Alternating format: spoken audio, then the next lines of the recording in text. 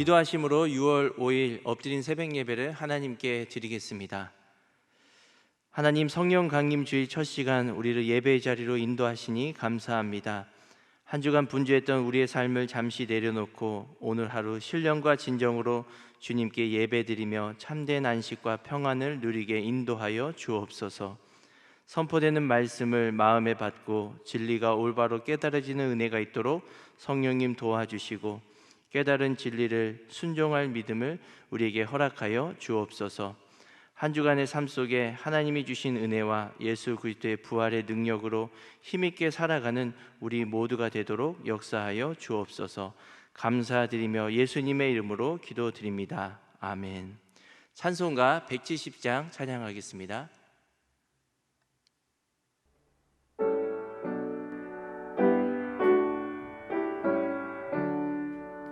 내 주님은 살아계셔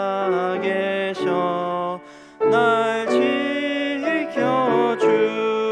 지켜주시니 그 큰 사랑 인하여서 나 자유 얻었네.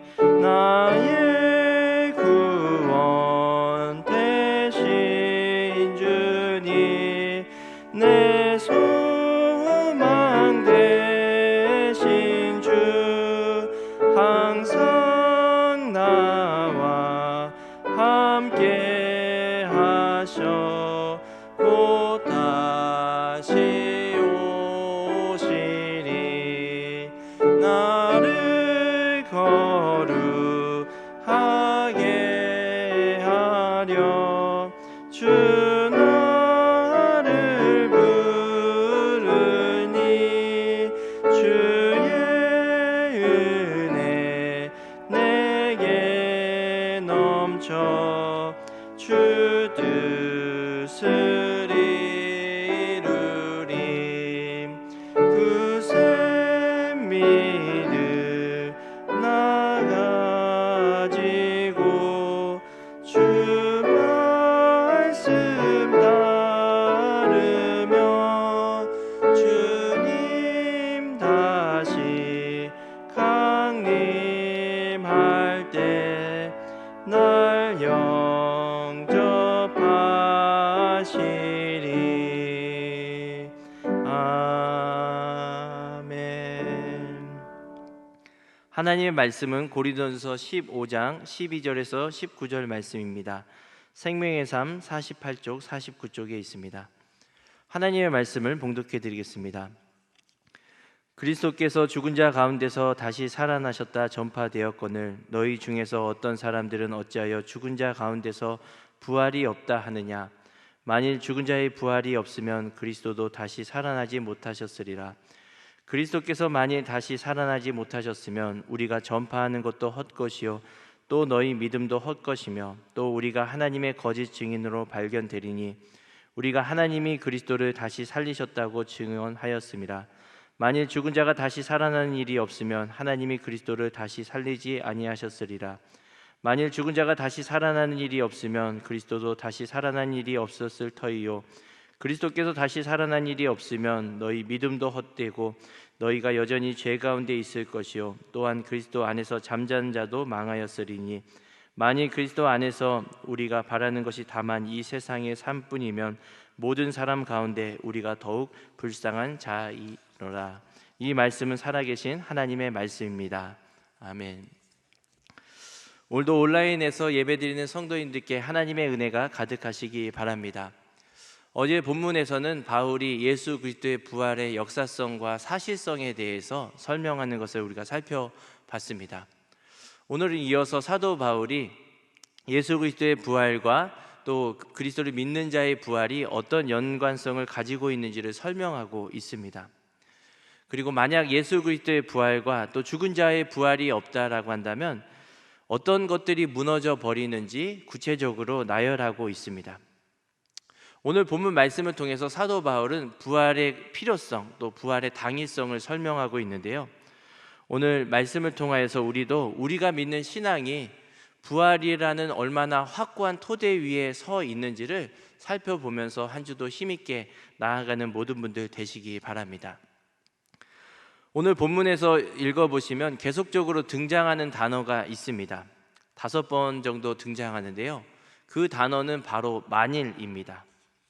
사도 바울은 계속적으로 만일이라는 단어를 사용하여서 지금 부활을 믿지 않는 사람들에게 만일 죽은 자의 부활이 없다라고 한다면 어떤 일이 일어날 것인지, 또 어떻게 될 것인지를 설명해 주고 있습니다. 지금 예수님의 부활 자체를 부정한다기보다는 그 당시에는 이 죽은 자들의 부활이 없다, 또 죽은 자들의 부활에 대한 오해가 있었던 것 같습니다. 그래서 사도 바울은 만일 부활이 없으면 어떤 일들이 일어나는지 설명하고, 또 이 부활이 꼭 있어야 되는 것을 변증하고 있는 것입니다. 오늘 본문을 읽어보시면 만일이라는 단어뿐만 아니라 자주 등장하는 구절이 있습니다.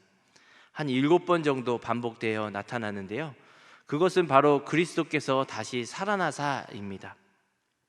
만일 그리스도께서 다시 살아나사라는 이런 구절과 단어들이 계속적으로 반복되어 있습니다. 그런데 놀라운 것은 이 그리스도께서 다시 살아나사라는 그 말의 시제가 단순 과거형이 아니라는 것입니다. 현재 완료 수동태라고 해서 단순히 예전에 어떤 역사적 한 사건으로 예수 그리스도께서 부활하셨다, 이런 정도로 끝나는 과거형이 아니라 지금 예수 그리스도의 부활이 현재 오늘날까지 미치고 있고, 그 부활을 믿는 우리의 신앙 가운데 예수 그리스도께서 그 예수 그리스도의 부활이 우리에게 능력이 임하고 있다라는 것을 표현하기 위해 시제가 과거형이 아니라는 것입니다. 예수님께서 다시 살아나셨다는 이 부활 사건은 과거 2000년 전에 단순히 일어난 사건으로만 끝나는 것이 아니라 현재 오늘을 살아가는 우리에게, 우리의 신앙 가운데, 우리의 삶 가운데 여전히 능력으로 미치고 있다는 것을 사도 바울은 표현하고 있습니다. 그래서 고린도전서 15장을 묵상하다 보면 우리가 믿는 믿음이 단순히 하나님을 어떤 막연하게 믿는 정도, 막연하게 어떤 호감을 갖는 정도의 믿음이 아니라는 것을 우리가 분명하게 알 수 있습니다. 단순히 하나님에 대한, 또 기독교에 대한 어떤 교리를 지적으로 동의하는 정도를 믿음이라고 가르치지 않는다는 것을 오늘 본문을 통해서 우리가 알 수 있습니다. 그렇다면 우리가 믿는 믿음은 무엇일까요? 우리가 믿는 믿음은 다른 어떤 것이 아니라 죄와 사망 권세를 이기시고 부활하신 그 예수 그리스도의 부활을 믿는 믿음이라는 것입니다. 기독교의 출발이 어떤 막연한 하나님에 대한 호감, 또 기독교에 대한 교리의 지적 동의에서 출발하는 것이 아니라 예수 그리스도께서 부활하셨다라는 이것으로부터 바로 출발한다라는 것입니다. 죄와 죽음을 극복한, 또 사망 권세를 이기신 부활이 어떤 것인지, 우리가 얻은 새 생명이 어떤 것인지, 그것으로부터 바로 기독교가 출발하고 우리의 신앙이, 우리의 새로운 삶의 방향이 거기서부터 출발한다라는 것을 오늘 본문을 통해서 우리가 분명히 알 수가 있는 것입니다. 그래서 사도 바울은 예수 그리스도께서 부활하신 것 같이 그를 믿는 자들도 그분과 같이 부활할 것이다, 이것이 확실하다라는 것을 오늘 본문과 또 앞으로 이어질 그 고린도전서 15장 본문을 통해서 계속적으로 이렇게 변증해 나가고 있습니다. 그래서 14절 이후부터 살펴보면 만약 죽은 자의 부활이 없으면 그리스도께서 다시 살아나지 못할 것이고, 너희가 전파하는 것도 헛것이고 너희가 믿는 것도 헛것이다. 그리고 예수 그리스도의 부활과 죽은 자의 부활이 없으면 너희가 전하는 것도 거짓되고 너희들은 거짓 증언자가 될 것이다 라고 변론하고 있습니다. 따라서 오늘 본문을 묵상하다 보면 우리는 둘 중에 하나를 선택해야 되는 것입니다. 예수 그리스도의 부활과 그분의 모든 사역을 믿느냐, 아니면 예수 그리스도의 부활과 그분의 모든 사역을 믿지 않느냐, 이 두 가지 사항 중에 우리는 언제든지 선택하게 되어 있다라는 것입니다. 왜냐하면 부활이 출발이기 때문입니다. 내가 다른 거는 다 믿는데, 하나님께서 세상을 창조하시고 지금도 섭리하시는 건 믿는데 과학도 의학도 증명하지 못하는 부활은 믿지 못하겠다라고 하는 것은 지금 부활과 함께 모든 것을 믿지 않는다는 것입니다. 이처럼 부활은 우리가 믿거나 말거나 정도의 어떤 수많은 교리 중에 하나가 아니라 모든 교리의 출발점, 기독교의 모든 교리의 출발점이 바로 예수께서 부활하셨다라는 것으로 출발한 줄로 믿습니다. 그래서 사도 바울은 지금 이 부활을 믿지 않으면 모든 것이 다 헛것이다, 다 무너져 버린다, 세상에서 너희들은 가장 불쌍한 자가 될 것이다 라고 강하게 강조하고 있는 것입니다. 예수님의 12 제자들도 십자가 앞에서 다 도망갔습니다. 그런데 예수님의 부활을 경험하고 오순절 성령 강림을 힘입자 이제 십자가의 의미가 완전하게 깨달아진 것입니다. 그것은 다른 말로 오늘날로 보면 무엇이냐면 십자가에 대한 수많은 진리, 또 기독교에 대한 수많은 여러 가지 지식들, 신학적 지식들, 교육들, 교리들, 이러한 것들이 바로 부활의 빛 아래서 온전하게 해석되고 온전하게 받아들일 수 있다는 것입니다. 내가 다른 건 다 믿는데 부활은 믿지 않는다라고 한다면 그 사람은 부활과 함께 모든 것을 지금 다 믿지 않고 있다라고 하는 것입니다. 이것을 반대로 생각해 보면 우리에게 얼마나 큰 담대함을 주는지 우리가 묵상해 볼 수 있습니다. 우리의 신앙이 지금은 여러 가지 환경 속에 고난 가운데 경제적, 사회적, 신앙적, 관계적 어려움 가운데 있더라도 내가 예수님께서 부활하시고 그 부활 생명이 내 안에 있다라는 것을 확고하게 믿는다라고 한다면, 그것을 의지하며 나아간다면 우리는 그 부활 신앙으로 어떤 환경이든지 능히 극복할 수 있다는 것입니다. 왜냐하면 부활은 모든 죄와 사망 권세를 깨뜨리고 승리하신 그 놀라운 사건이기 때문입니다. 그 사건이 내 안에 현재화되어서 나를 살아가게 하고 나의 신앙을 생동케 하는 것입니다. 이러한 부활 신앙이 확고할 때 우리는 거짓 가르침과 거짓 이단들에 대처해서 이겨내고 분별하면서 살아갈 수 있는 것입니다. 그래서 앞으로도 살펴보게 될 고린도전서 15장 말씀을 통해서 우리가 믿는 부활, 또 예수 그리스도의 부활을 온전히 깨달아 우리가 확신과 소망 가운데 거하며 힘있게 살아가는 모든 분들 되시기 바랍니다. 두 번째로 바울은 16절에서 18절에 보면 부활이 없다라고 한다면 너희들은 여전히 죄 가운데 있을 것이다, 그리고 그런 그리스도를 믿고 죽은 자들은 망하였을 것이다 라고까지 강하게 변증하고 있습니다. 그리고 19절에 보면 바울은 이러한 죽은 자의 부활이 없으면 너희들이 세상에서 가장 불쌍한 자가 될 거다라고 말합니다. 이 부활의 모든 것이 다 달려있다라는 것이죠. 우리가 아시겠지만 과거의 구약의 성막에서는 제사장들의 옷에 이 방울이 달렸다라고 하죠.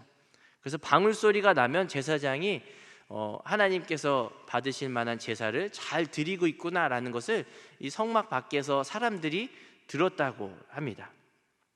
근데 방울 소리가 나지 않으면 이 제사장에게 뭔가 죄가 있고 흠이 있어서 하나님께서 그의 제사장을 통한 제사를 받지 않으셨다라고 해서 그 제사장을 이제 이렇게 밖으로 끌어냈다라고 하죠. 그럴 경우에 이 방울 소리가 나지 않는 제사장을 두었다라고 한다면 제사장만 불쌍한 것이 아니라 그 모든 백성을 대표해서 하나님께 나아가였던 그 제사장만 불쌍한 것이 아니라 그를 믿었던 모든 백성들의 죄가 여전히 그대로 있다라는 것이죠. 백성들의 모든 죄와 허물이 그대로 있고 그 백성들이 드렸던 제사, 그 백성들이 아뢰는 모든 기도가 응답되지 않았다는 것을 그렇게 확증했던 것입니다. 이와 마찬가지입니다. 예수 그리스도의 부활이 없다라고 한다면 예수님만이 불쌍한 분이 아니라 예수님을 믿고 그분으로 인하여서 신앙생활을 하는 모든 신자들이 다 불쌍한 자가 된다라고 하는 것입니다. 예수님이 우리의 대제사장이 되시고 지금도 하늘 보좌에서 우리를 위해 중보기도 하신다라고 믿는 우리의 신앙이 완전히 물거품이 된다라고 하는 것이죠. 예수님 혼자만 불쌍한 자가 되는 것이 아니라 예수님 혼자만 부활이 없어서 거짓 선지자가 되는 것이 아니라 우리 또한 그와 마찬가지로 하나님께서 예수님께서 하신 모든 대속사역이 물거품이 되고 받지 않으셨다라는 것이 확증되는 것이죠. 그렇기 때문에 부활은 우리가 믿고 말거나 있어도 되고 없어도 되는 교리가 아니라 이것에 우리의 모든 생사 여부, 기독교의 모든 진리가 다 여기에 담겨져 있다라고 하는 것입니다. 근데 예수 그리스도께서 부활하심으로 말미암아 예수님께서는 죄가 없으신 하나님이시구나, 또 우리의 죄인된 우리들을 위해서 대속을 이루셨구나라는 것을 우리가 믿고 확신할 수가 있다라는 것이죠. 또 그리고 그의 이름을 믿고 하나님께 나아간 자는 언제나 죄사함을 받고 사망 권세에서 우리가 이김을 얻고 지금도 부활 생명으로 승리할 수 있는 삶을 살아가구나라는 것을 확증하고 확인할 수 있고 확신할 수 있는 것이 바로 예수 그리스도의 부활이라고 하는 것입니다. 그렇기 때문에 우리에게 예수님의 부활이 없고 죽은 자의 부활이 없다라고 한다면 우리는 아마 이 세상에서만 소망을 두고 살아갔을 것입니다. 왜냐하면 이 세상의 삶이 끝이기 때문에, 이 세상의 삶이 전부이기 때문에 어떻게 해서든지 여기서 부유한 삶, 나만을 위한 삶, 편한 삶을 살고자 추구했을 것입니다. 내일 종말이 오면 사과나무를 심는 게 아니라 부활이 없다라고 한다면 사과 한 조각이라도 더 먹고 죽어야 더 편하고 안심되는 삶일 것입니다. 순교는 없을 것입니다. 죽기 직전까지 끝까지 나를 모독한 상대방을 찾아서 흠집을 내고 분노를 쏟아야만 후회가 없고 억울하지 않을 것입니다. 그런데 우리에게는 예수 그리스도와 함께 예수 그리스도 같이 부활할 것이라는 믿음이 있기 때문에 이 세상에서만 소망을 두지 않고 살아가게 된 줄로 믿습니다.